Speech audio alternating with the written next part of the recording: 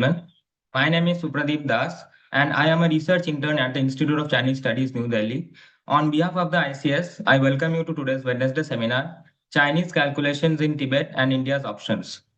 I am delighted to welcome you to today's seminar. Today's discussion focuses on one of the most significant and sensitive dimensions of India-China relations, the Tibet question.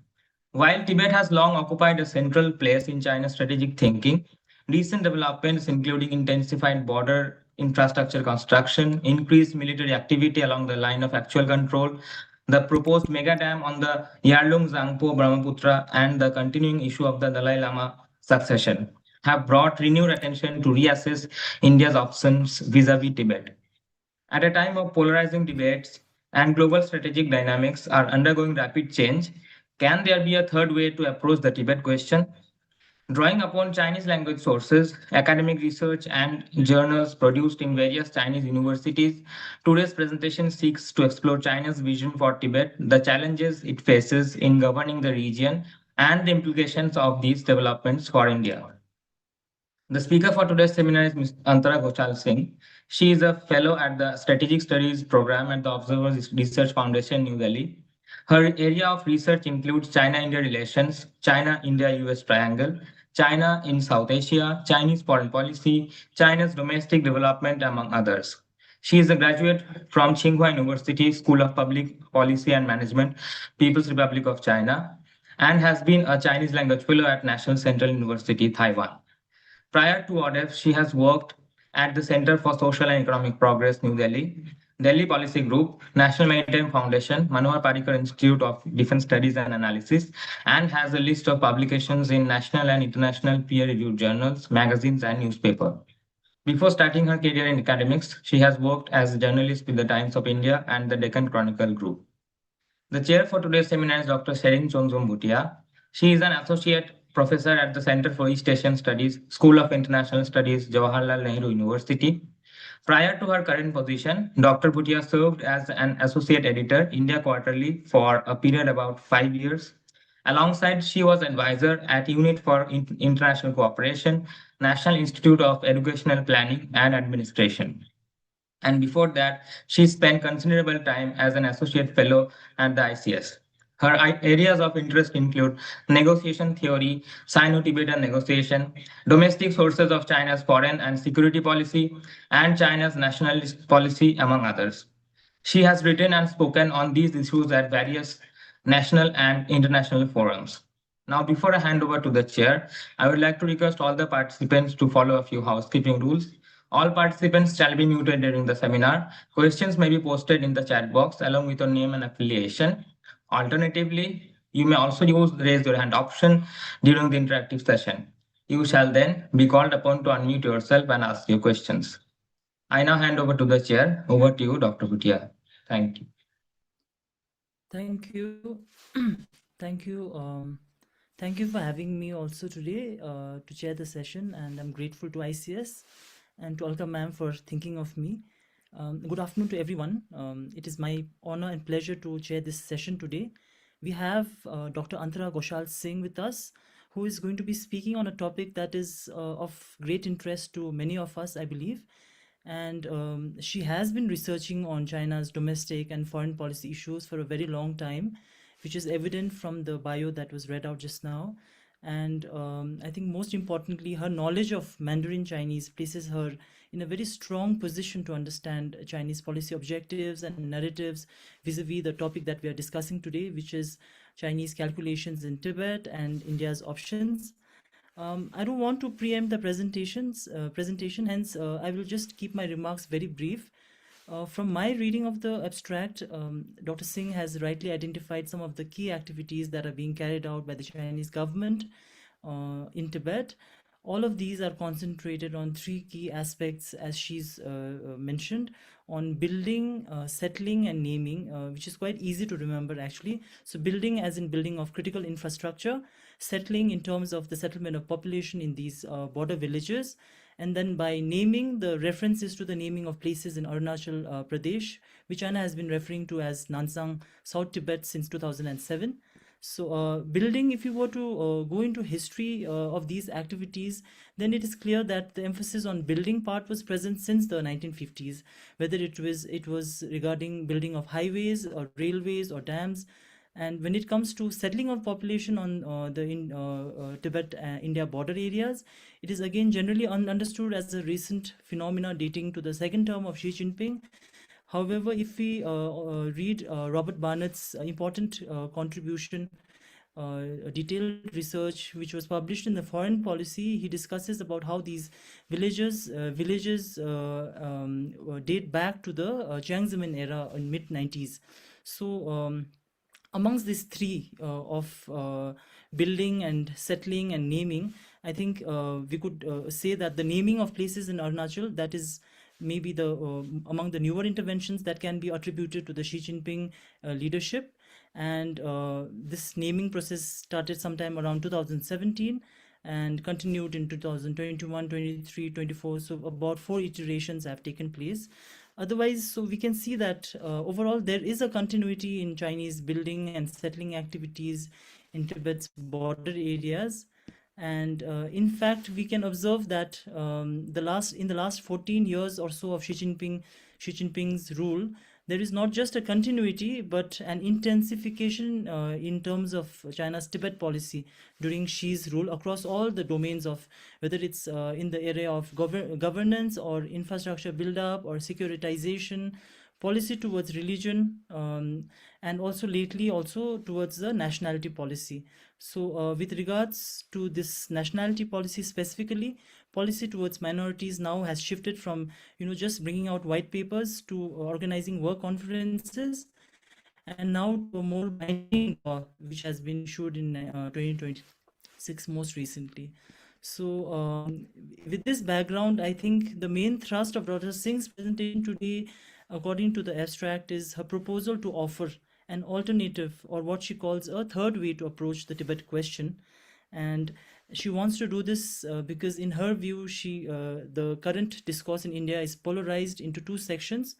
Hence, the presentation seeks to add nuance to India's current discourse on Tibet. And I think any kind of addition of nuance to the discourse is most welcome. And most importantly, what she's planning to do is she's going to be doing this through a study of Chinese language materials in academic journals and writings, etc., which I think is going to bring a crucial and addition to the debate, and going to throw a very important light on the issue under discussion. It is not going to be an easy task, I think, given the underlying structural and dynamic factors that are impinging on India-China relations, but it is going to be a most needed and most important intervention. So this is most welcome, and we are all looking forward to it. Additionally, I think given Dr. Singh's larger expertise on China-India-US relations, it would be interesting to also listen to Dr. Singh's analysis of what she terms in the abstract as the ongoing global turmoil, which all of us are witness to, and their salience to today's discussion, because this would help us to zoom out sort of and consider the larger global or regional structural determinants of India-China relations.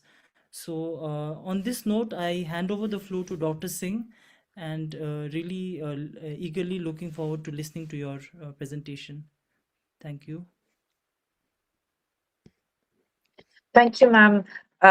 Thank you for giving me this opportunity to present some of the research findings, that the researches that I have worked on for last couple of years, to share some findings from there.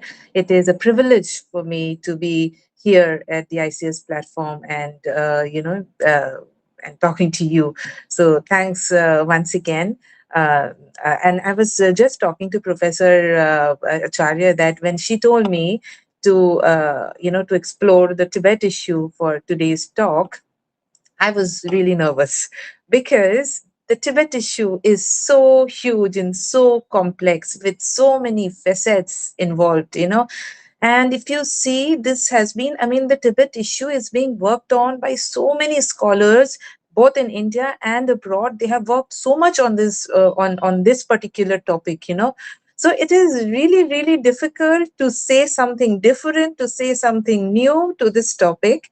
And we are all aware actually. Okay, I would just request Akshat to share the presentation. So can you please go to the first slide, please? Yes. So we all know very well that China is doing so many things, in Tibet. From constructing elaborate settlements to forward patrolling, to building critical infrastructure, to naming places within Tibet, also in India's Arunachal Pradesh. Then there is this dam project that they are doing, that is again, raised so much concern in India about water security, about ecology, about the the Siliguri corridor. Apart from that, there is the Dalai Lama succession issue, which continue to challenge China-India relations. And of course, the fourth factor is the ongoing global turmoil that is happening, the changing dynamics of US-China great power competition, the rising tension in Taiwan Strait, and the talks of a possible US retrenchment to Western Hemisphere. So, in this complex backdrop, understanding China's changing calculations in Tibet, I think, is very, very important. Akshat, can you please change the slide? Um, as we know, the Tibet issue generates very strong and polarized debates within Indian strategic community. So you can very easily find this argument that, one section says that India needs to be more consistent, it needs to be more creative with its Tibet card, and it should play it in a way that,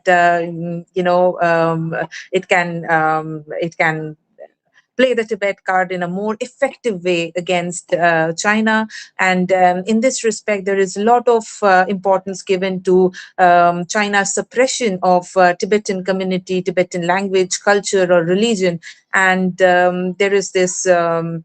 A lot of scholars would say that India should focus on these issues, and this will also help India to find common ground with other countries like the US or EU, who generally focus on these issues. And it would be better for India if India coordinates its stance on these issues with the other countries and then approach China collectively. So that is one point of view. Then you would also find views like, that China is way too strong right now, way too powerful, and India's Tibet card is not really a card, or its value is increasingly diminishing, and therefore it would be in best interest for India to not to confront China on the Tibet issue and try to assure China. Try to do away with all the mutual suspicion that exist because of the Tibet issue. So these are the two sets of arguments which you can very commonly find in India's strategic community. One shortcoming that I see in India's current discourse on Tibet is that it doesn't adequately feature the Chinese strategic thinking on Tibet, or the internal debates and discussions going on in China on Tibet, beyond China's official statements or propaganda handouts and all those stuff. This could be attributed to the language barrier. This could also be because of lack of access to sources. There could be many reasons, but then there is this gap where the Chinese strategic thinking beyond its propaganda, which is easily available, that doesn't feature so much in our debates on Tibet.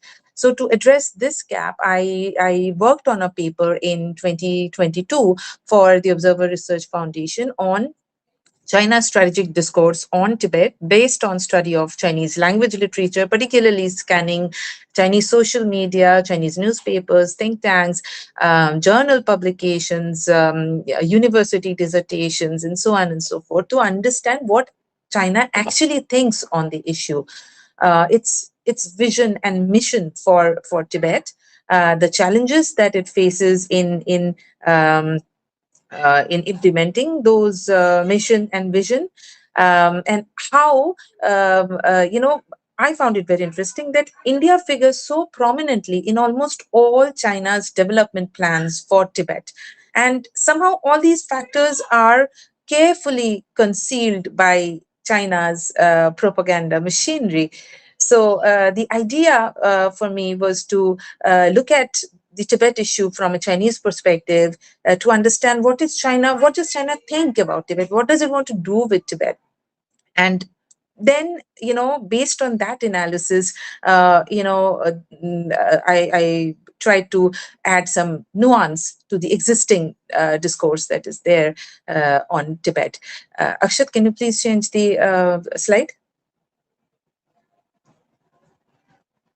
So after going through the existing Chinese literature, what I find is that China do not really, see Tibet solely through the prism of internal security or Tibetan independence struggle like it used to do in 1950s or 60s.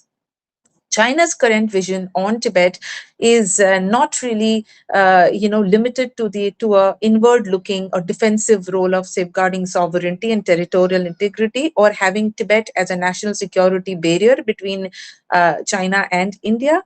Rather, what China wants, in fact, since early 2000s, is for Tibet to play a bigger, outward-looking, enterprising role where its closed or semi-closed borders are opened up for foreign economic and trade exchanges. Can you please change the slide, Akshat? So why is China seeking to lift this iron curtain on Tibet? Uh, in recent years, we have seen that the infrastructure-led growth model that China had designed for Tibet and also for overall China, for itself, that has somehow peaked, and the much touted double-digit growth rate for Tibet has somewhat disappeared. And there is this growing consensus in China that Tibet, as well as China's other Western provinces, must double down on looking west. And the need has become particularly stronger with intensifying China US competition and the shrinking export market for Chinese goods. Like you are already aware of what is happening between China and the US with the tariff war, and with the export controls. So it is a very complicated situation there. Something of similar nature is also happening between China and EU, another big market for China. Every other week, you will find one new regulation being introduced by EU to deal with China's overcapacity problem, or the huge, exports that are being done by China at this point in time.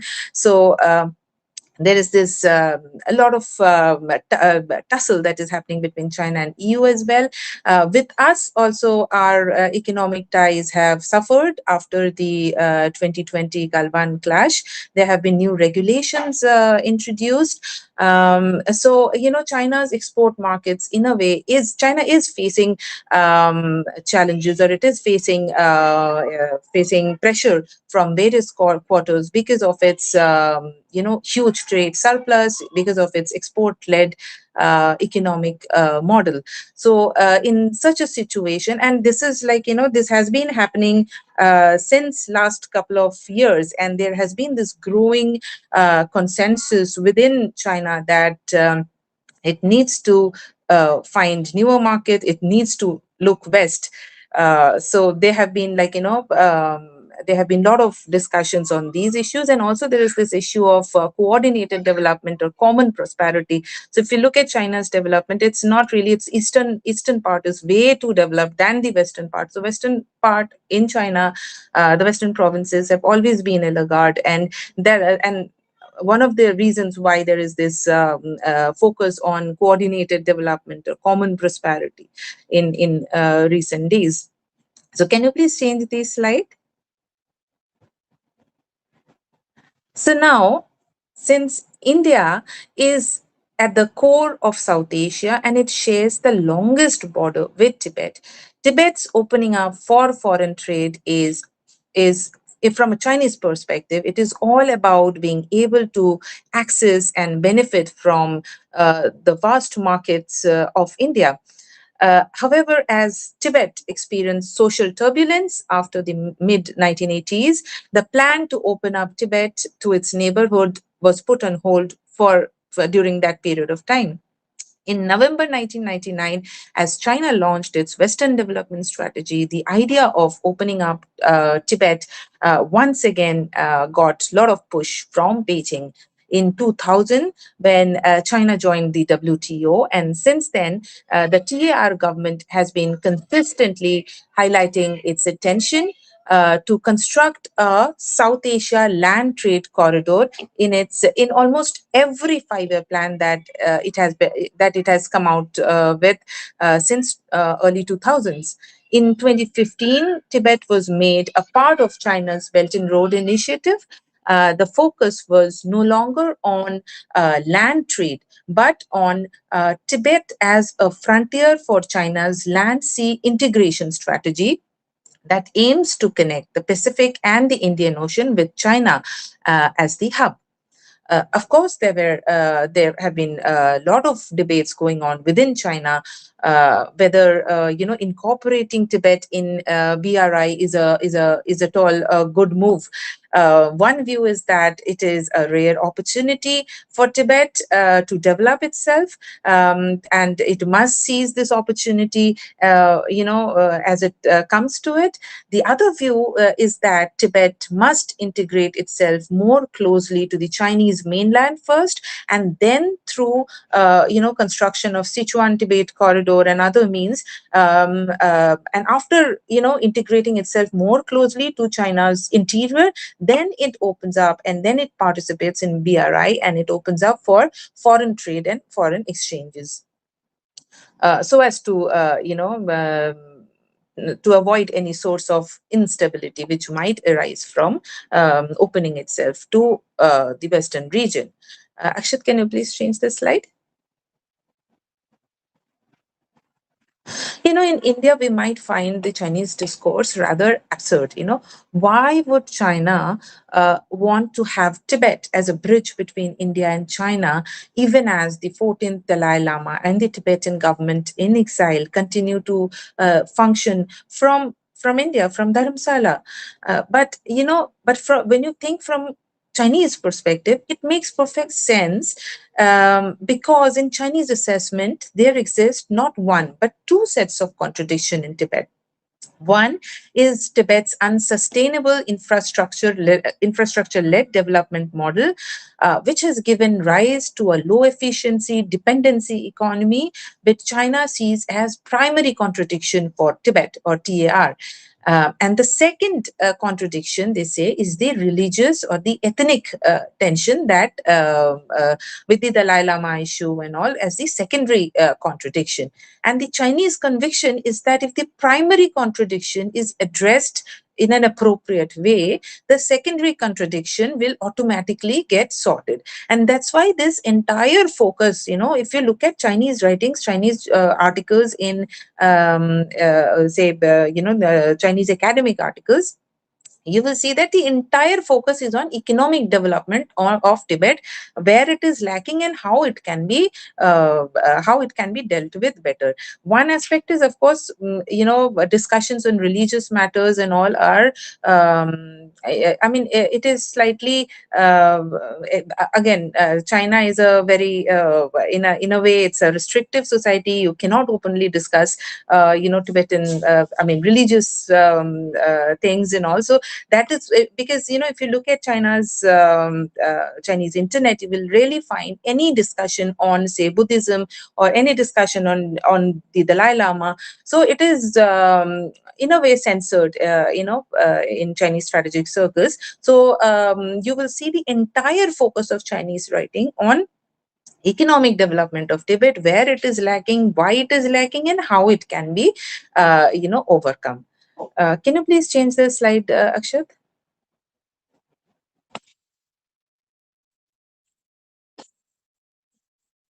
So, as I just told you, the Chinese, according to the Chinese thinking, Tibet is being gradually prepared for this greater role that they have envisaged for Tibet. So first, by developing comprehensive transportation system combining highway, railway, and air transportation. Secondly, expanding the number, grade, custom clearance efficiency of ports. And thirdly, by building cross-border economic cooperation zones, border trade zones, and industrial parks. From that perspective, the 2020 border conflict came as quite a dampener for the Tibet enthusiasts within China. But in 2021, again, one of the authoritative Chinese document, that is China's 14th five-year plan and the long-term goals for 2035, reaffirmed that Tibet will remain a part of BRI and will be supported to build an important passageway to South Asia. Similarly, this year also I searched, and the suggestions of the CPC Central Committee on formulating the 15th five-year plan, that they also adopted Tibet's, they also mentioned about how to leverage Tibet's locational potential by connecting Chinese inland with South Asian markets. I'm quoting here that they clearly mentioned that they want to leverage Tibet's locational potential by connecting Chinese inland, inland provinces in China with South Asian markets. So this confirmed that the Chinese government's long-term commitment to its policy of entering South Asia through Tibet. It's very intact, it's still there, and it is somehow not dependent on the ebbs and flows in China-India ties. So when the Chinese vision is very much there, and it is gradually working on basis that vision. I will end my presentation with two examples. Can you please change the slide?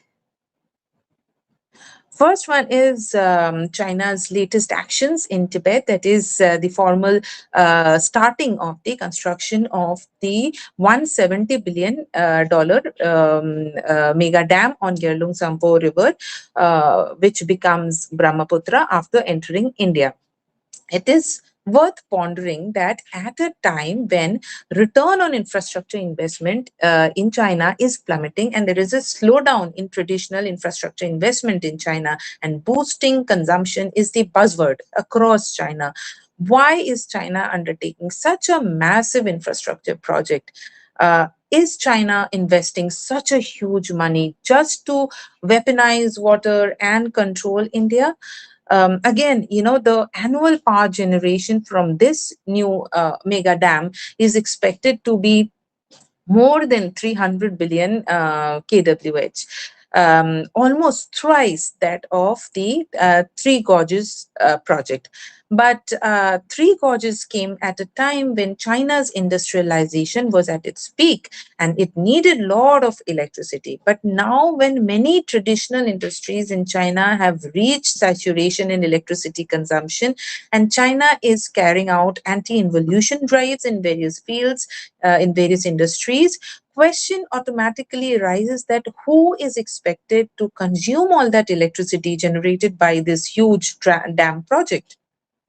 Of course, no one can say for sure what China's real objective is, but such development does make sense when we look at it from the paradigm that we just discussed, that of China's long-term, long-held aspiration to enable Tibet to develop its pillar industries in tourism, in energy trade, in cross-border e-commerce, maintaining India as the primary market. And of course, as Tibet develops, it will further strengthen Tibet's role as the key supply center and the key security guarantor for China's future access to the Indian markets and interests in the Indian Ocean region. So that is one example where, where you can see how China is developing Tibet according to its own, according to the vision that I just discussed. Can you please change the slide, Akshat? The other example that I would like to add is the resumption of the Kailash Mansarovar Yatra. I wrote an article a couple of days back on this issue. The resumption of Kailash Mansarovar Yatra has been one of the landmark breakthroughs in India-China normalization process following the October 2024 Kazan summit. The development has been welcomed by both sides as an important sign of improving bilateral ties. China's interest in resuming the yatra is very clear. Uh, that that the yatra not only sustains cultural ties between the two countries, but also generates substantial economic benefit for the regional economy. Indian pilgrims reportedly spend around 12,000 yuan, around 3.7 times the amount spent by mainland Chinese tourists during the same period. And by some estimates, regional tourism revenue surged by nearly 300%. The pilgrimage is often seen as a stepping stone for advancing China's Western development strategy or fostering a positive environment for regional cooperation integration that China has envisaged for Tibet. However, as the yatra resumed in June 2025, I could see that it triggered a huge uproar in Chinese online spaces where people claim that India is strengthening infrastructure near the mountain, near the the mountain pass under the guise of pilgrimage. While also asserting its own cultural sovereignty over China's sacred mountain and lake, and that China should neither encourage such exchanges nor expand the scale of yatra. The sentiment was not only just common people's public sentiment, but there were also very senior Chinese scholars and big established newspapers publishing those pieces. Very senior scholars writing those pieces and being published in um, mainstream newspapers. So, which means that this concern has been there in certain segments of Chinese rule makers. Now, I just noticed on April, right after, the MEA, the Ministry of External Affairs, issued a notice regarding the commencement of this year's yatra. 3 days later, Nepal raised objection to the yatra, saying that it goes through the Lipu Lake route, and that is part of Nepalese territory. While India rejected Nepal's objection to the yatra, China has maintained a studied silence. On the issue, you cannot find any official response to the development. Although Nepal has this time, sent the note to China as well, but China officially has not responded. But in domestic circles, it's very clear that China's stance is that they do not oppose. Nepal's position, but it encourages Nepal to resolve the issue with India. So that is the stance which is popular in domestic circles. So what I could see is that now we have a situation where India's new, I have just put a picture here. You can see India's new ambassador to China in Lhasa holding meeting with with very top TR officials regarding on-site inspection of the preparations of receiving Indian pilgrims. On the other hand, if you look at Chinese interest, you can see that there is this discourse going on how Kathmandu can put immense pressure on New Delhi by disrupting the functioning of the supply routes along the Yatra route, many of which passes through Nepal's western border.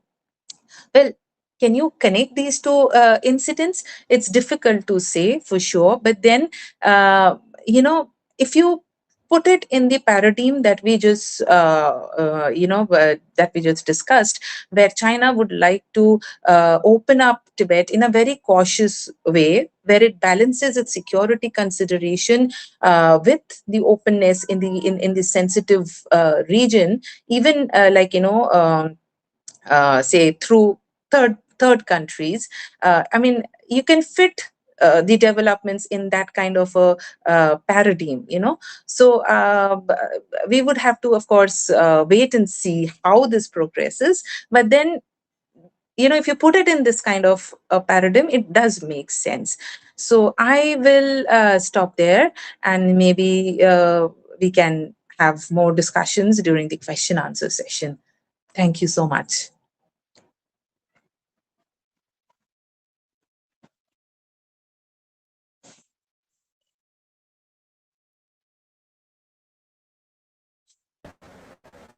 Thank you, Dr. Ghoshal. Am I audible?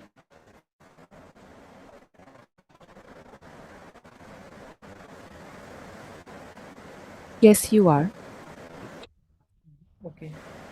I'm having a bit of a network issue. Actually, it's raining very heavily here in Shim. So if there is any voice break, please let me know in between. So yeah, thank you, Dr. Ghoshal. I think this was a very interesting and also a very novel approach to understanding the whole discussion. Usually we are very used to looking at, whenever we are talking about the Tibet issue, or whenever we talk about the Tibet factor in India-China relations, or China's policy towards Tibet, whether it's in any domain, governance or Chinese policy with regards the security dimension, or religious policy, ethnic policy, nationality policy, we tend to look at it from a very traditional approach, and you've given us a very different perspective, and you've grounded this on very primary research, and I think that's what brings the novelty to this discussion.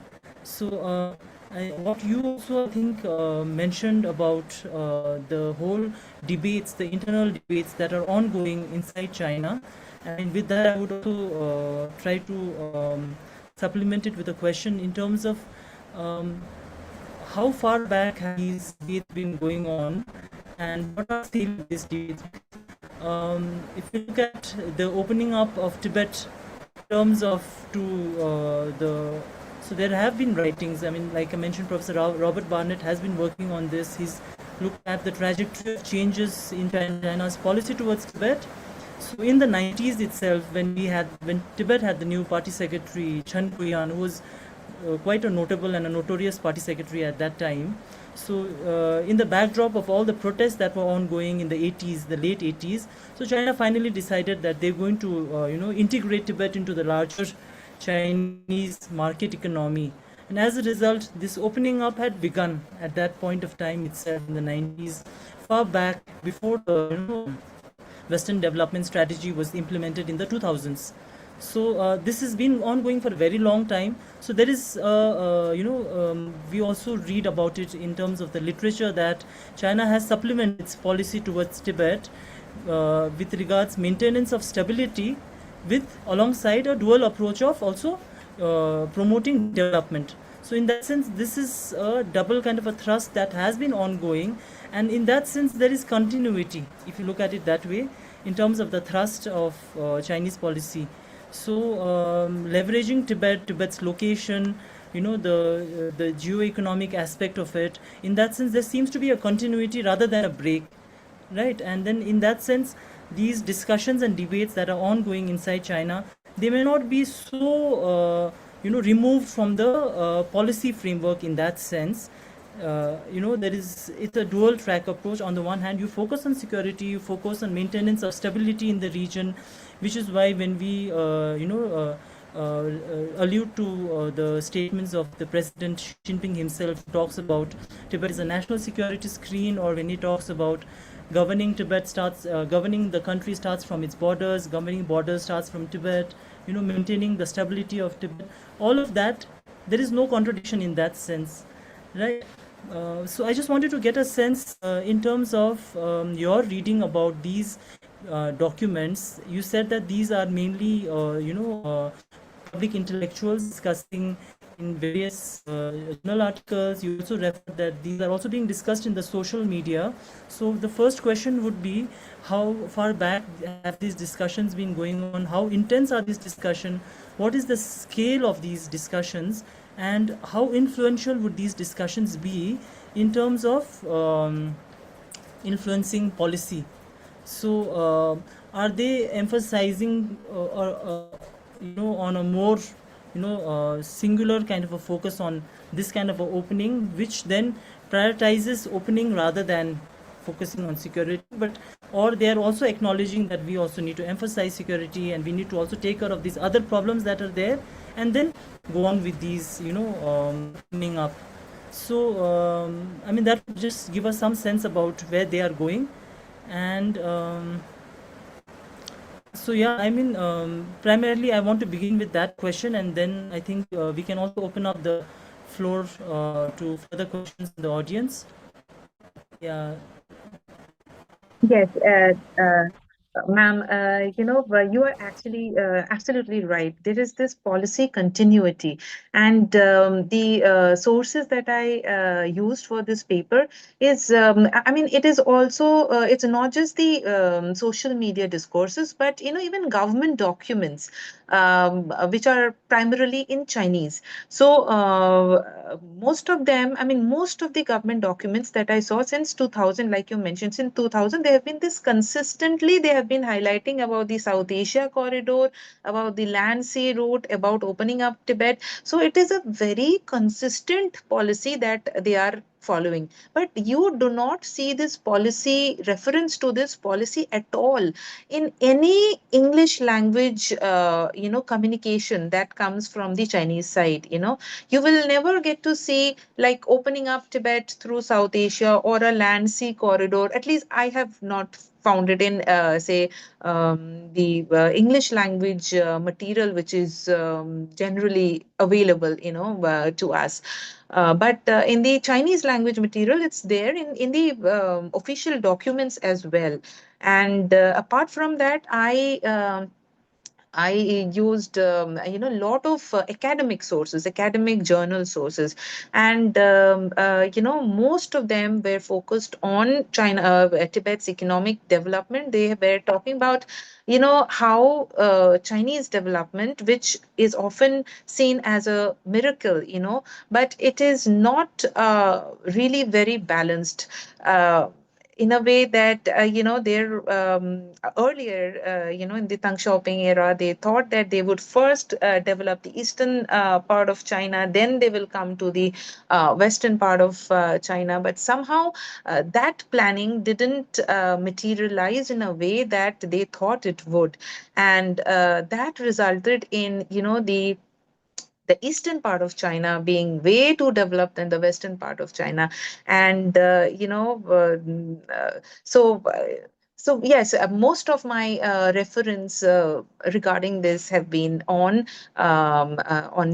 Chinese academic journals, and I could see a lot of emphasis among Chinese strategic community about how there is this lack of development, or how unsustainable Tibet's economic development is, and how it needs to be balanced by opening it up through in the western through the western region.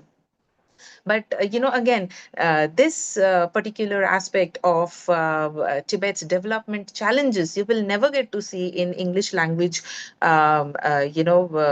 English language articles or English language propaganda material, which is there, where China, I think, projects Tibet as an epitome of development in whole of South Asia. So this is a very different narrative that I saw when I, compared and contrasted the English language material on Tibet and the Chinese language material on Tibet. So that is one interesting aspect that I saw while researching on this project. Thank you, Dr. Ghoshal. In fact, when you were mentioning about the Tibet as a important link to South Asia, it reminded me of some of the writings I had done in the past about when the BRI was being proposed, and being popularized in the early 2013 or 14 period. So when these documents, the vision documents were being brought out, I think you could look at those ones.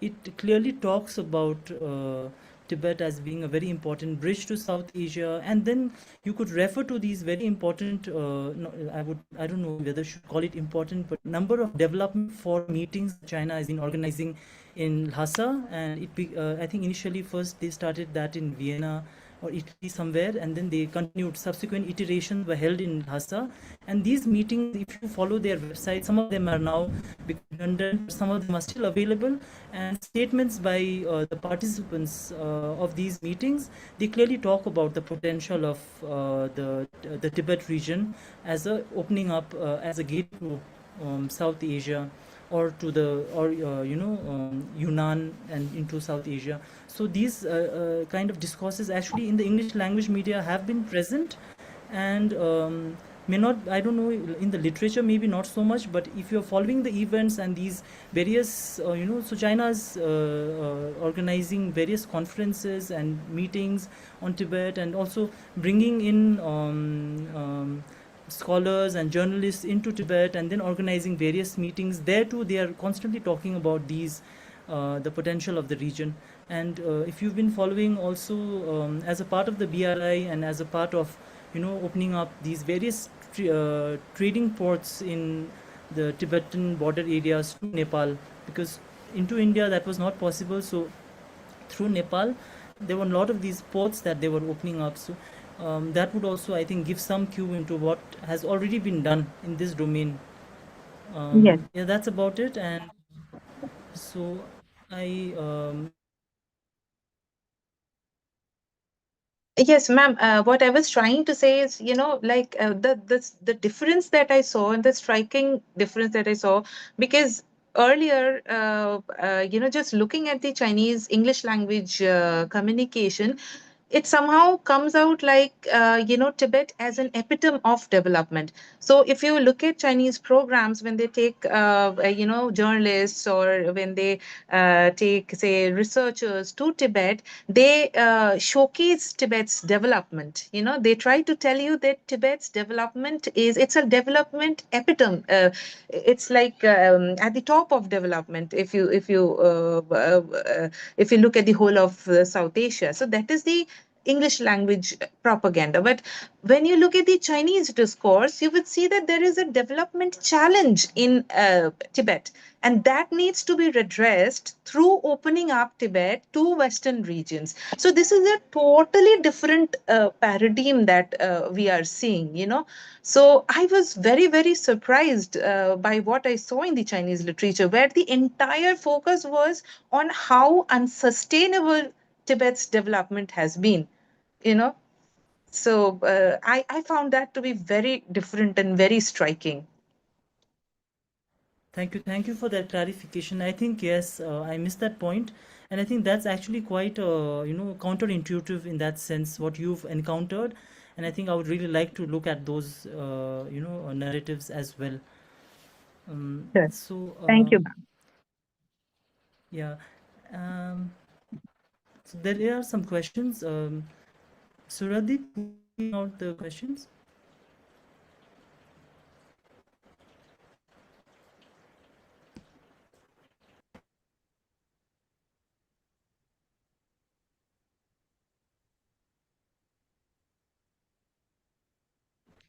Okay, I think I could go to the chat box and look at the Okay. questions. So, so there is a question from Mahua Chakrabarti, Mhm. and the question is: if China's long-term vision is to transform Tibet into a hub connecting China with South Asia and the Indian Ocean region, does this fundamentally alter the strategic significance of Tibet in India-China relations? And what policy choices should India prioritize over the next decade? Okay. So, policy choices, I would say that first it is very important for us to understand, because there is so much of, um, you know, gray area, as in like so much of information, misinformation. It is very difficult to figure out what exactly is, because again, going and researching in Tibet is out of bound. So what we know about Tibet, or the information that we get about Tibet, is very it's not very complete. So I would say that our first effort should be to understand what is the situation in Tibet, or what is exactly happening in Tibet, or what China actually wants out of Tibet. So when I looked at the discussions that are happening within China, as I just mentioned, it was very different.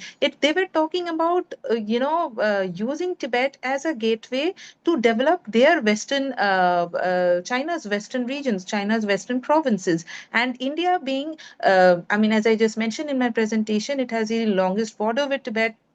It is the largest market nearby.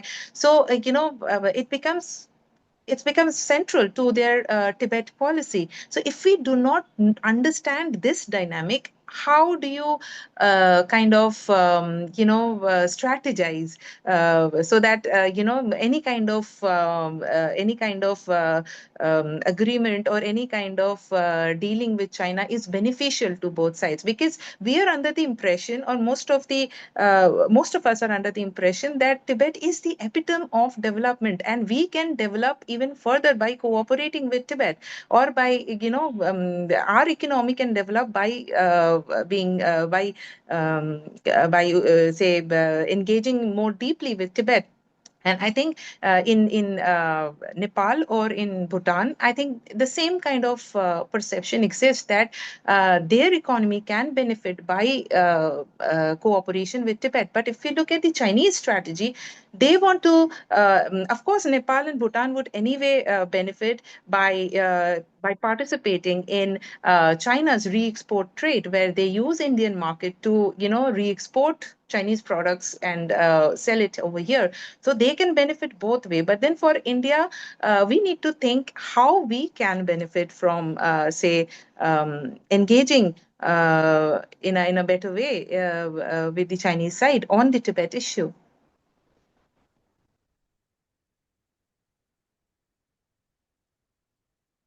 Thank you, ma'am. We have a comment from Dr. Devendra Kumar.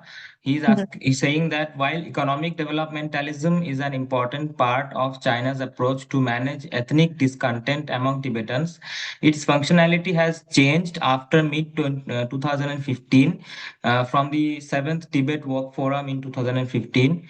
Since then, belief that economic development alone can lead to the solution of the problems it faces is replaced with boosting grassroots state coercive capacity and using economic development to integrate Tibetans, especially in rural areas, in commercial economy. But how much foreign trade can add to this? As of now, it seems only Nepal has real potential for trade with Tibet. Can you please elaborate more on this, whether it is only aspirations to raise foreign trade profile or the objective is being realized? See, as I mentioned, that there are two contradictions that exist in Tibet. First contradiction is, of course, the unsustainable or infrastructure-led development model that that have been built up for so many years. What they call the Tibetan economy is a dependency economy, and that China sees as the primary contradiction of Tibet, and that needs to be addressed first. The other contradiction is, of course, the religious ethnic tension, the Dalai Lama issue. So all these things are there, but the Chinese side sees it as secondary contradiction, and they believe that if the primary contradiction is addressed in a suitable way, then that will go a long way in addressing the secondary contradiction. So so the primary thing is to fix Tibet's economy. So for a very long time you would have heard that China talked about how Tibet is having this double digit growth and the huge development potential and all, but with Chinese economy facing headwinds as of now, the impact on the Western region or the economies, say like the Tibetan economy is huge, and that is one of the reasons why they have been coming up with this dam project, this huge dam project, which is going to be, I think, they are going to the belief is that it's going to create a lot of employment. It is going to have it is going to give a boost to Tibetan economy, which is surviving, which is kind of suffering because of the overall economic challenges that China is facing at this point in time. And the exports, of course, if you look at Chinese economy, export is the lifeline for Chinese economy as of now, because investments are not investment returns are not so good as of now, and consumption is has not picked up. So it is again exports, which is the lifeline of Chinese economy, and they do see Tibet as a re-export hub, from where it can use the Tibetan region as a re-export hub, and use the markets that is available, say in India and in the say in whole of South Asia. So that is the economic model that they are seeing, and that's why they are so keen on opening up Tibet. To the to particularly having this South Asia corridor through Tibet. Thank you, ma'am. Our next question is from Ms. Soumya Soni, who is a research intern at ICS. Her question is, what sort of changes can opening up of Tibet bring at the societal level concerning the local traditional structure, economic opportunities, etc.? Uh, of course, as I mentioned, there are some key industries that they are focusing on, like energy, like tourism.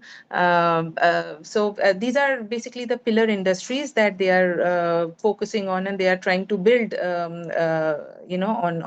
on these industries. And so yes, these are the industries that they would like to build while opening up Tibet to South Asia. And mainly, their model is to have a re-export model where Tibet would be used as a hub, which will be there will be border trades, there will be border exchanges, and Indian market would be used as a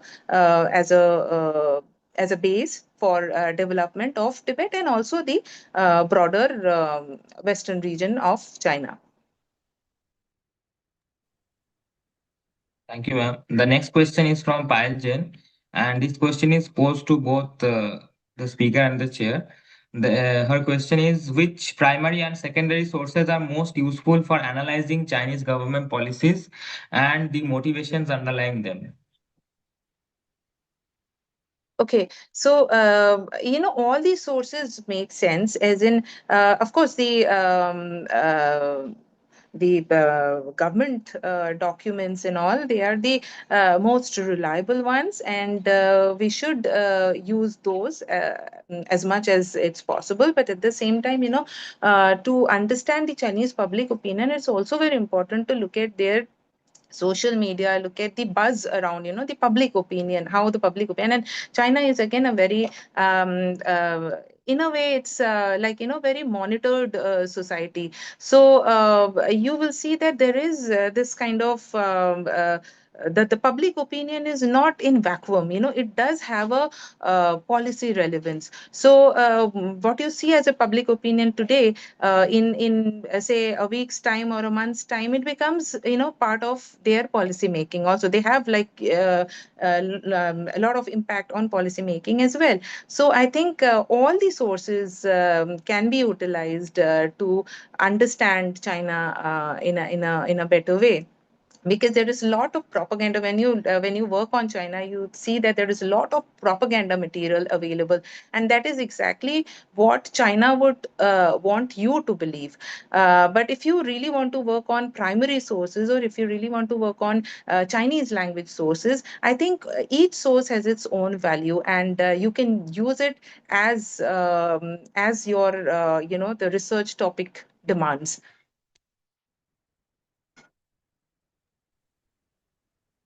Thank you, ma'am. The next question is from Mr. Devashish Bari. He is a political science master student in DU. His question is, according to his observation, he found one specific trend that in the past, the powerful power or state always tried to prove their argument as a true argument through various ways, and they somehow able to do that. For example, democracy is popularized by American scholars. Westphalian says state system is the real state system, and so on.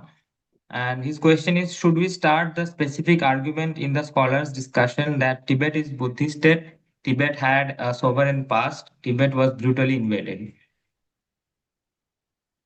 Um at the scholarly level, of course, officially nothing. I mean, officially you cannot talk on these issues. But then at the scholarly level, I think, I mean, sky is the limit. You can talk about anything and everything that you would like to explore. So I think at the scholarly level, I don't think there is any problem in discussing whatever you think is valid. Of course, it needs to be supported by relevant documents or relevant evidences, but you can talk about any and everything. And if you look at China, how Chinese scholars work on, in fact, on Kailash Mansarovar issue, there are so many Chinese scholars working on, on the aspect of to define that Kailash Mansarovar is not it's not a site for Hindu religion, but it is a site for China's native born religion. So they are working on that kind of topic. So I think, of course, it's a part of China's propaganda apparatus. But being, I think in our country, we do have that space of working on any subject or any argument that you want to work on, provided it is supported by evidence, and it is supported by enough documentation.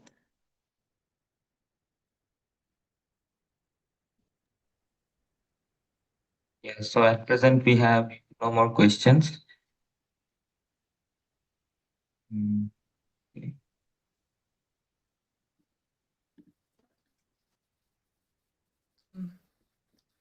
Oh, sorry, I got logged out.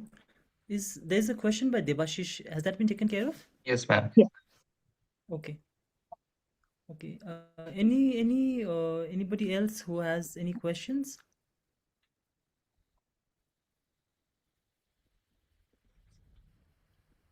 Okay. Um, so we are, um, I think, on good time. If I could pose the last question to Dr. Ghoshal, who's tried to bring in this very important and nuanced perspective as her abstract had.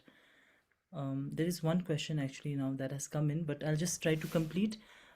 From your perspective, how much of a salience, I mean, you are looking at these primary materials and debates, and I think I also, in between, before I logged out, I also heard you talk about, and which is actually true, the discussions that go on in the public domain, especially among public intellectuals, they finally do find some space and place in the larger policy discourse, policy implementation, and sometimes they don't.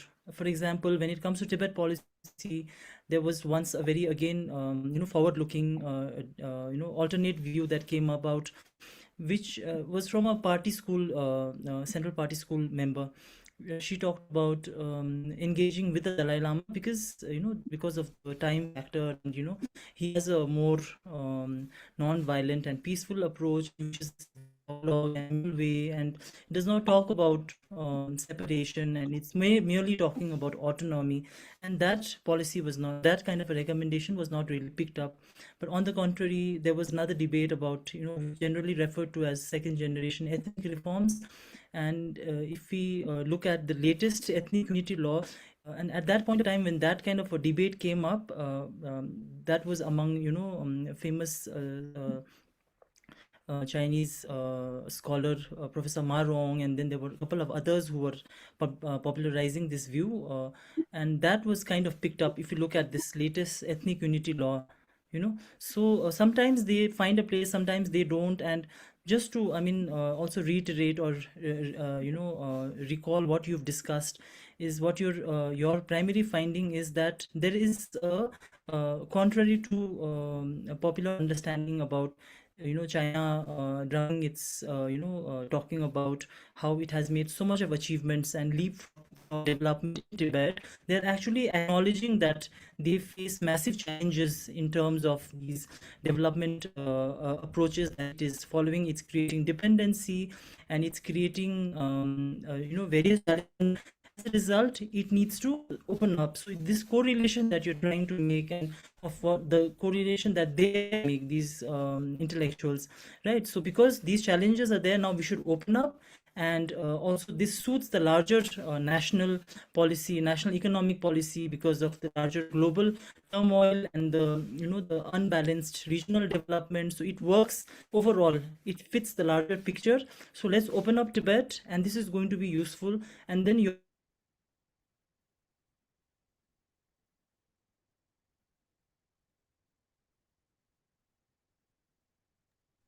Ma'am, Okay, sir. um, um, um, can I respond?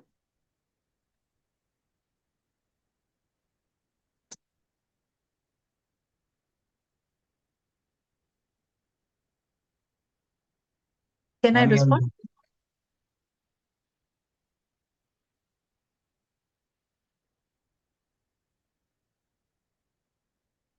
On the can I respond?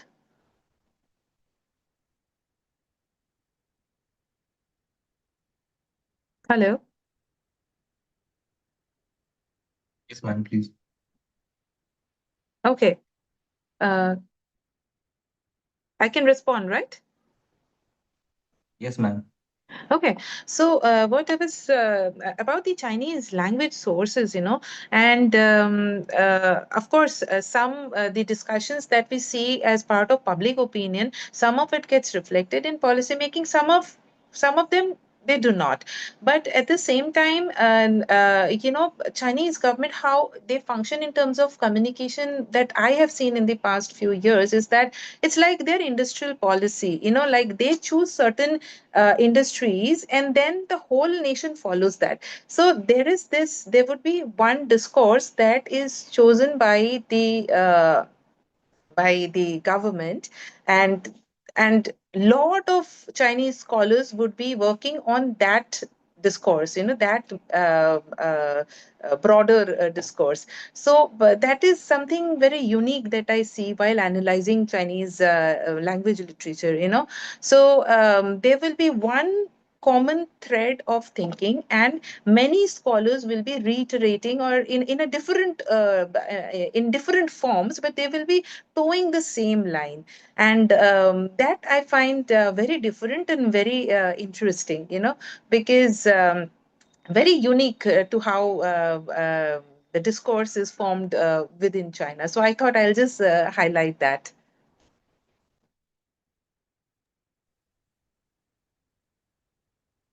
Thank you, ma'am.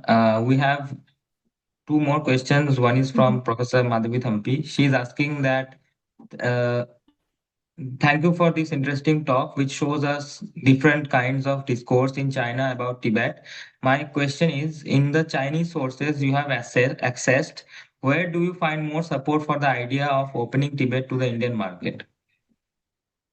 Where do we find the idea? Is it a question?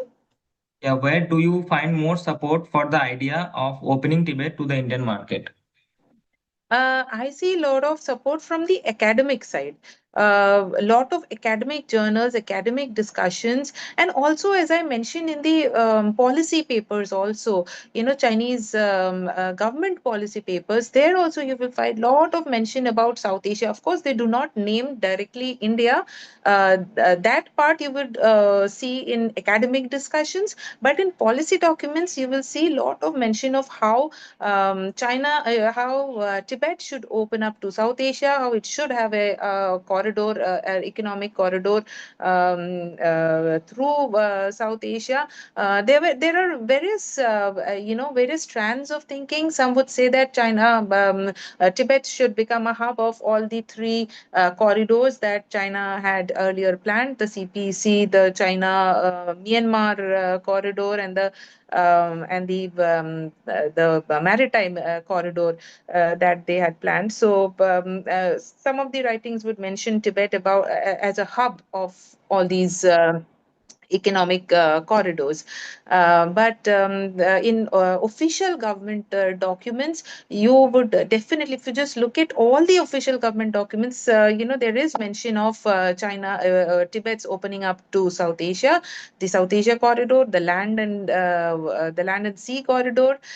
So these the mentions of these are very, very common in China's official documents as well, but most of them are in Chinese language, and they always mention South Asia. They do not name India for that matter. But when you look at the academic discourse or the academic debates or academic journals, there you see that by South Asia they actually mean India, because India is the biggest market in the region, and neither Nepal or Bhutan or Sri Lanka or Bangladesh can provide that kind of space for Tibet's development. So it is India that they talk about, but of course they would like to use other countries in the region.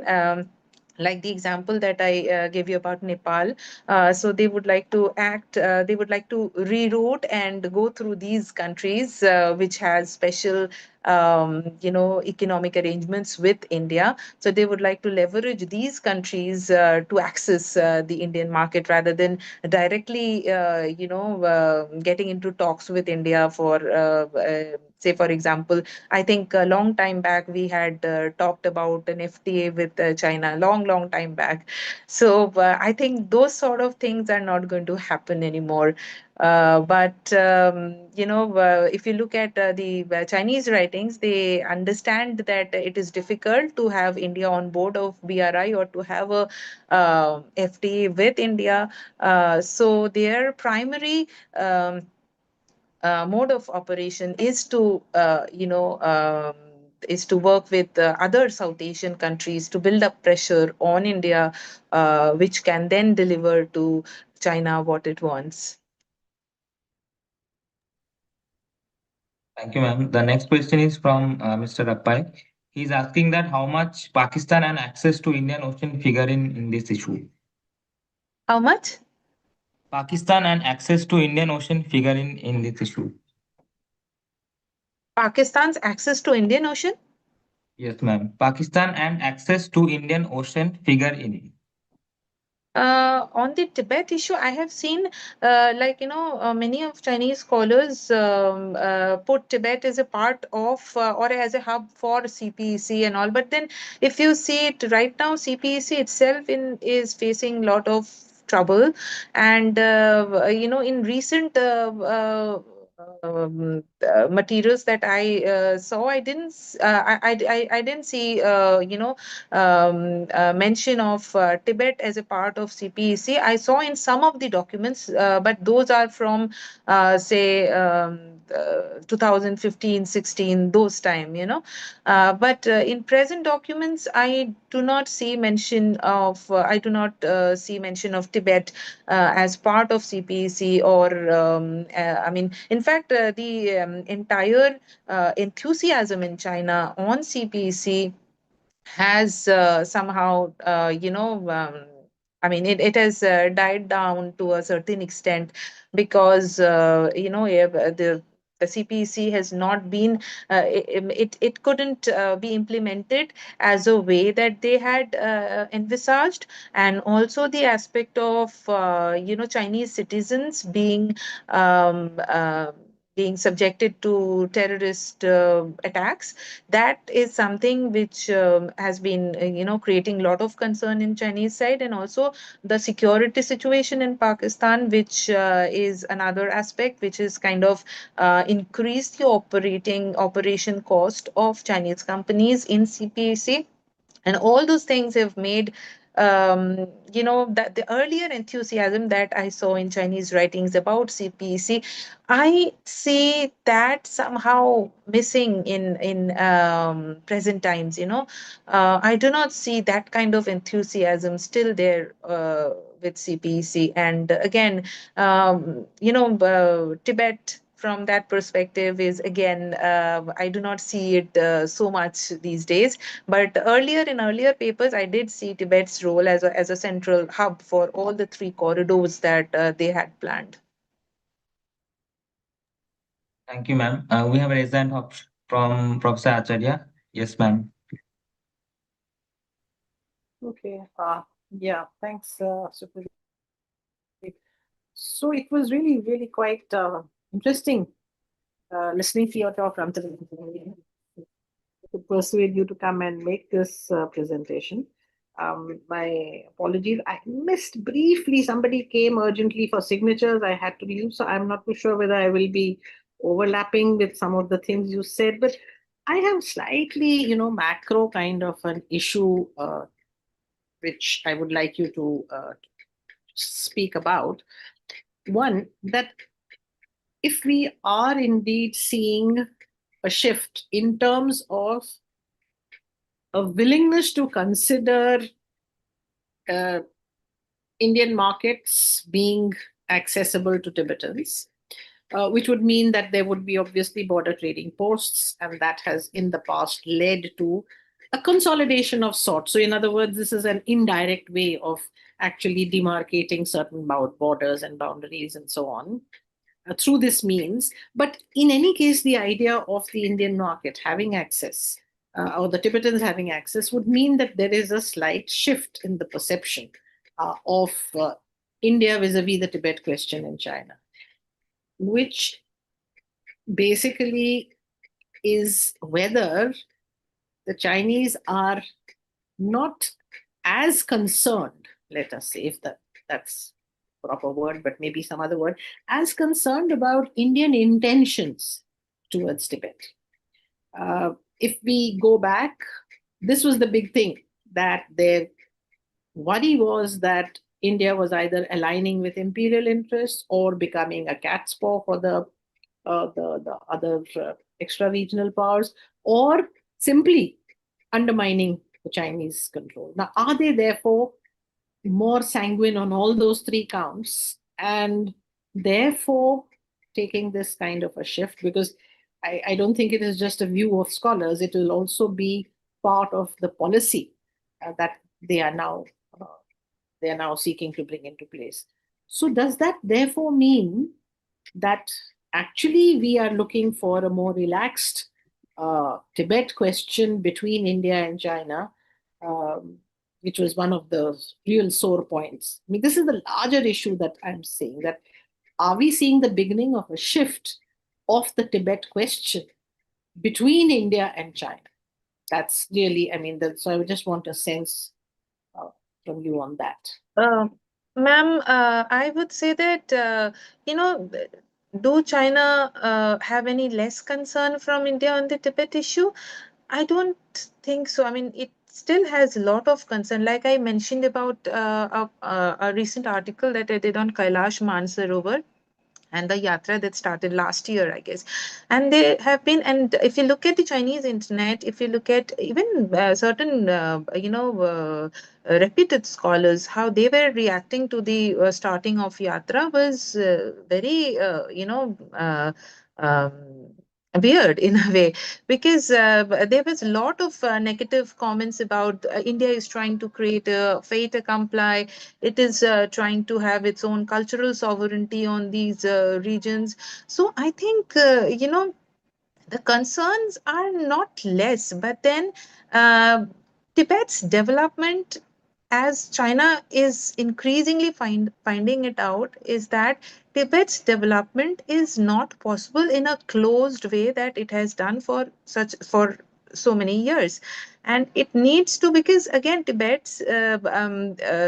eastern part of China is way far away from Tibet, and Tibet's closest ports would again be India, and it would be, I think, Calcutta or somewhere in India, and it's the biggest market that is there closest to Tibet again remains in India.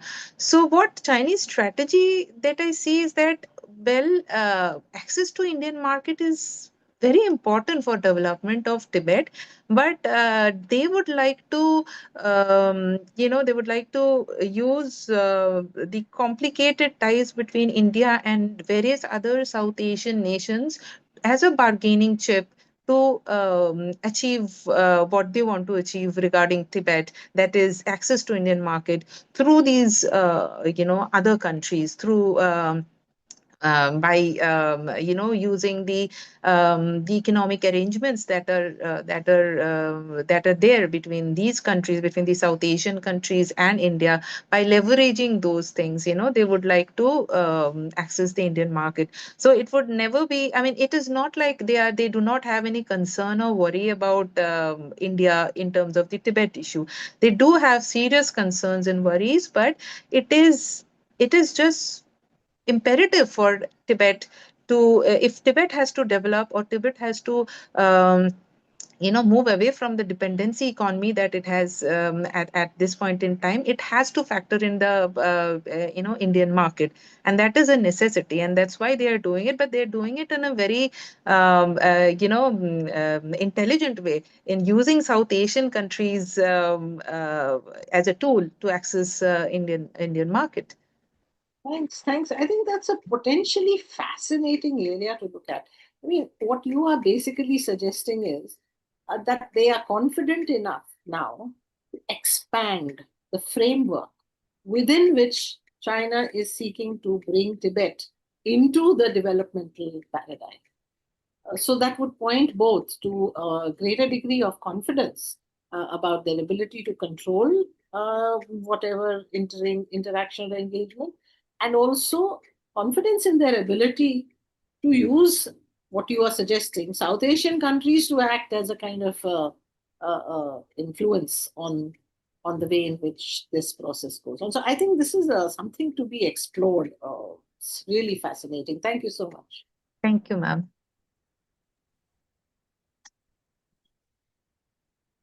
We have another comment from Mr. Rappai. He is saying that it's possible that China is reassessing its military strategy.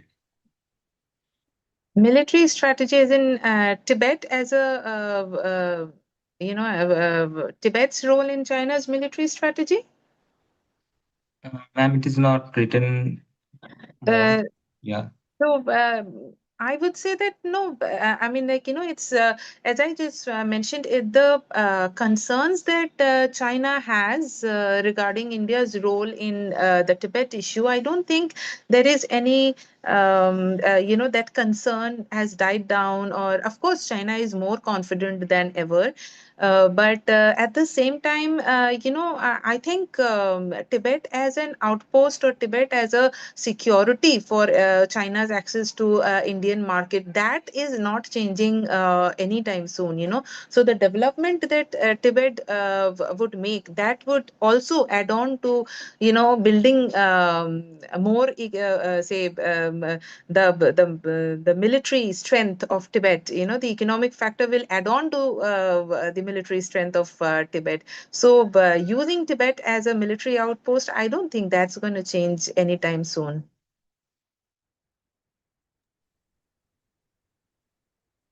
Yeah, our comments.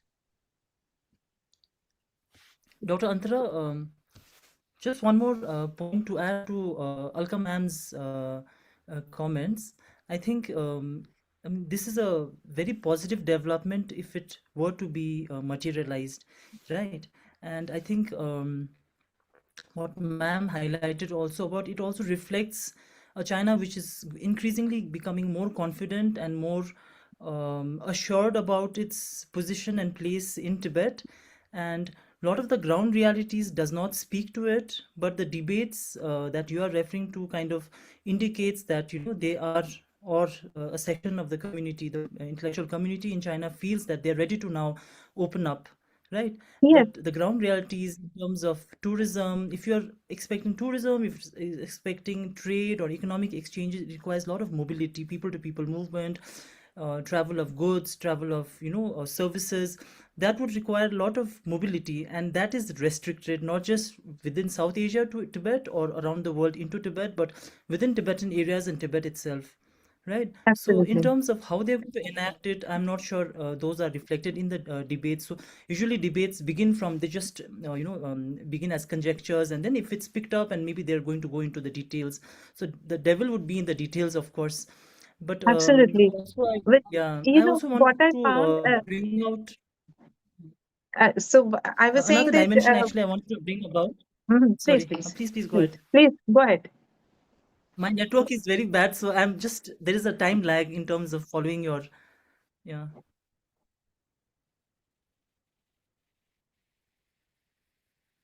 Go ahead, Antara. Go ahead. I think she's through the response. Okay, so what I was trying to say is that there is this debate that is going on that I mentioned in my presentation, that is it the right time for Tibet to open up? So there is this confusion within in Chinese strategic community as well. But then the counter argument is that when would be the right time to open up Tibet?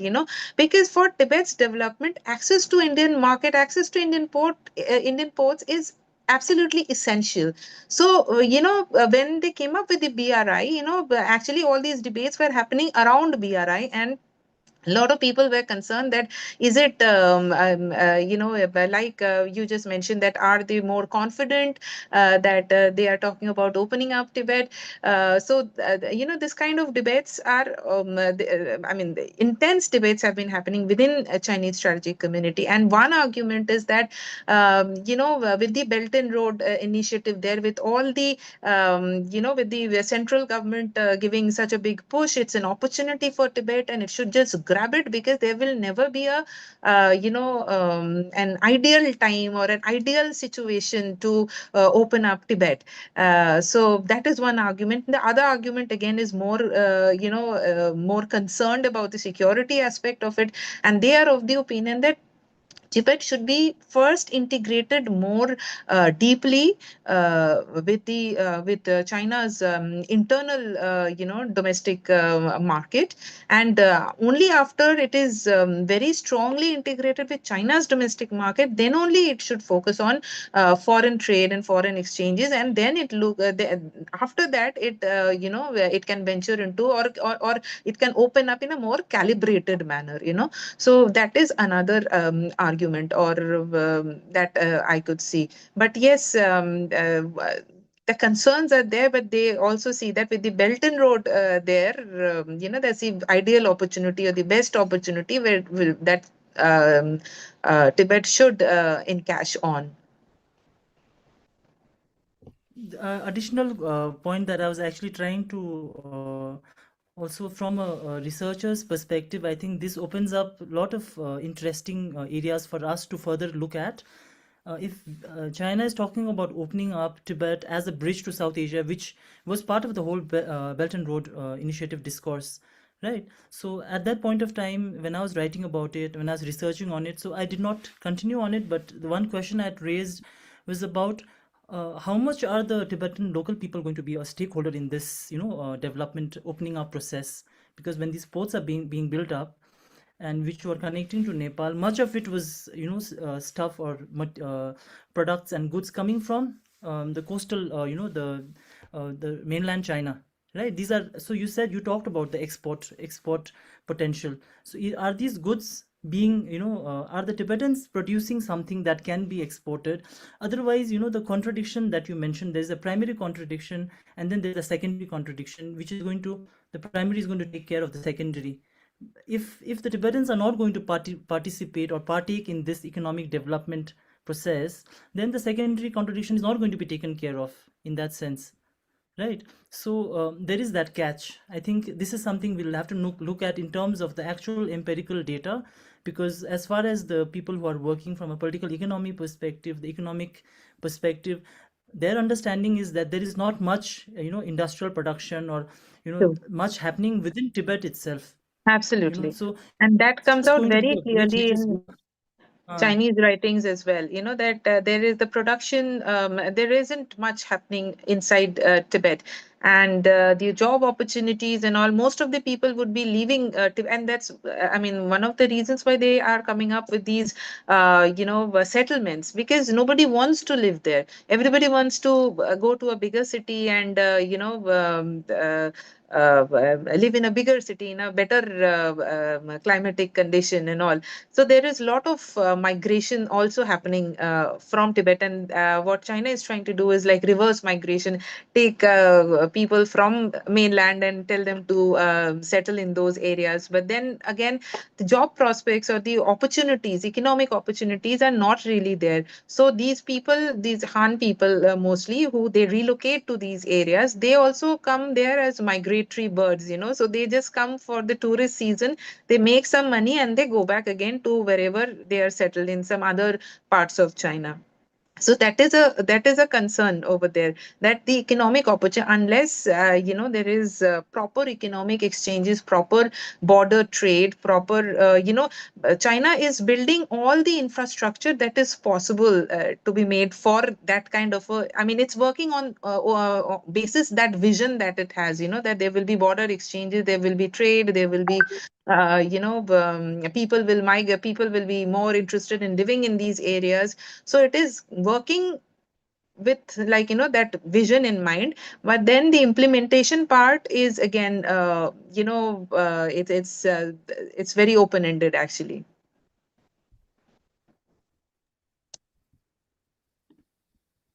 Maybe, Okay, I I think mean, there are what some I see is like, questions. I think they believe that the time is in their side, so they're willing to wait it out, till, like I mentioned in my presentation also, the idea of opening up Tibet, or idea of having this land sea corridor, it has been there since 2000s. In 1989 also, each time there is some, I mean, the idea was always there, but then there would be some problem, they will again, put that idea in the back burner, and again there would be some new initiative, then again, they will talk about opening up of Tibet. So particularly after the starting of Belt and Road Initiative, this the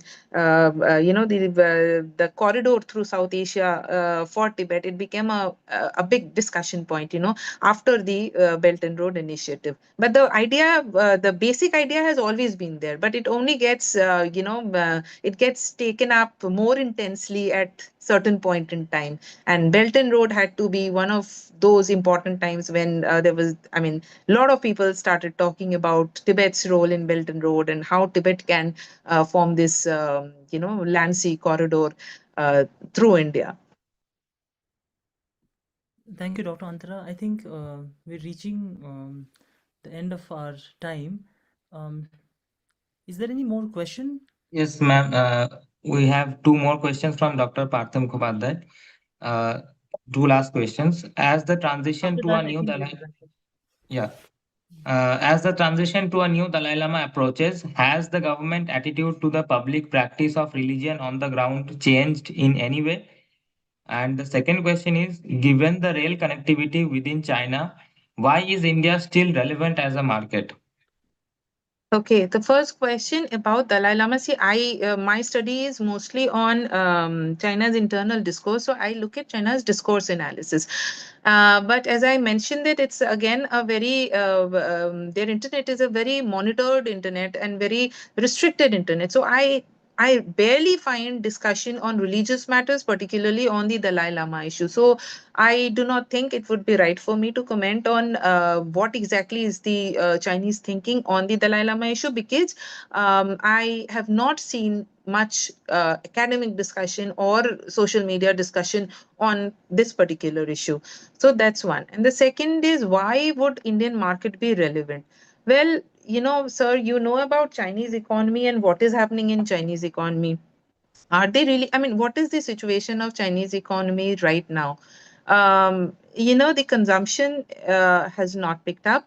The investment-led growth that they were focusing on, that is again not delivering anymore. It is only exports that is the lifeline for Chinese economy as of now. They have a trade surplus of 1.2 trillion US dollars. And so exports and external markets are critical for China at this point in time. They have been talking about reorienting their economy, shifting to consumption-led, development. But if you look at it, nothing really has worked out. And it's increasingly becoming evident that export-led growth is what is primarily driving Chinese economy. And that is why, China is getting into trouble with I mean, not just with India, with many other countries. You see what is happening at US-China front, the trade war, the tariff war, and every other day you will have this news of US putting restriction on some Chinese company. The same is happening with EU. Every other week there is a new regulation. They're talking about China Shock 2.0. They're talking about how Chinese overcapacity is kind of devastating their industry. They're coming up with, regulations one after another. The same thing has happened with us also. We have also introduced certain restrictions on Chinese investments, Chinese companies, Chinese exports. So, it is Chinese economy is in a lot of pressure right now, and which makes external markets particularly important for China. And if Tibet has to be developed, you mentioned about railways that they have constructed, but then those railways, Chinese consumption is just not there. Who is going to consume? Who is going to, they're just making products. Who is going to consume it? So for consumption, they need, bigger markets. And which is the biggest market nearer to Tibet? It is the Indian market. So that makes, India particularly important in China's Tibet policy. And through my presentation, I just wanted to highlight that. And when they write South Asia, they actually mean the Indian market. But of course, they would. I mean, they have other livers, and those livers are the other South Asian countries. So they would like to use those countries' influence as a bargaining chip to get access to Indian market. So I think that I don't know if that answers your question.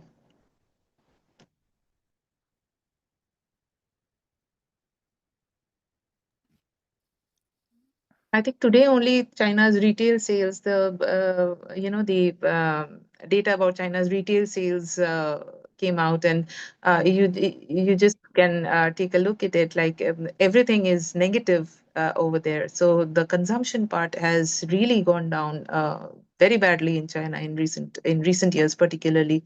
A lot of negative public sentiment in China about the prospect of China's economy, in the sense that they have huge trade surplus, but then the public sentiment is particularly negative about the prospect of Chinese economy. And there is a lot of concern that it might push China into a military conflict with somebody or the other. Thank you, Dr. Antara. I think the amount of time that has been taken for this presentation just goes to show the amount of interest that is there on the topic, and your own interventions have been very, very important. And I think also this gives us a lot of food for thought. I think the issue is not settled, and these debates are, as you say, raging inside Tibet and inside China. and until it becomes policy, and how participative it is, and that kind of a caveat still remains. So with that, I think we'll have to consider the various options and opportunities that are there in terms of this opening. And with that, I think I will not take much time.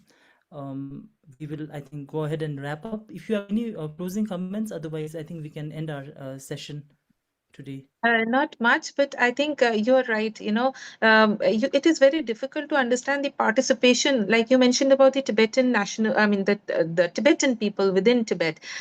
Those are very difficult data to get hold of, because there is no way you can get access to that kind of data. And as an Indian scholar on China, it is even more difficult for us to get access to Chinese data, So that remains a concern. And I will be very happy if, ICS or, we can figure out, we can brainstorm and see how we can get better access to Chinese data and better access to China's thinking process. So I think that will make our task way easier, and it will help us understand China better, and our strategy will also improve from there. So I will Definitely. be very happy if ICS can help us a bit on this, how to go about it. Yes, I think Alka ma'am is listening to that. Thank you. Thank you so much, Dr. Antara, and thank you to the audience for being so patient, and for all your very important questions. And thank you for the opportunity to chair the session also. Thank you to the speaker. And I think with that, we wrap up. And anything else the organizers would have to say? Otherwise, we could end the session. I think Professor Acharya wants to say something. Ma'am? No. I just wanted to say thank you. And yes, you've certainly given us food for thought, and we shall be engaging with you on this further. Thank you. Thank you, ma'am. Thank you, Chair. With this, we come to an end of today's seminar. We thank Dr. Antara Gosal Singh and Dr. Shering Chonzom Bhutia for gracing today's seminar with their presence and for giving us their precious time. We also thank the audience for joining us today. The video of today's seminar shall be available on the ICS's YouTube channel. Details about the events can be found on the ICS website, or you can also